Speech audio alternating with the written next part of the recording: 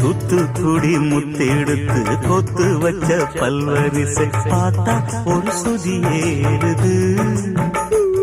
அடியாத்தா மனம் சுரம் பாடுது.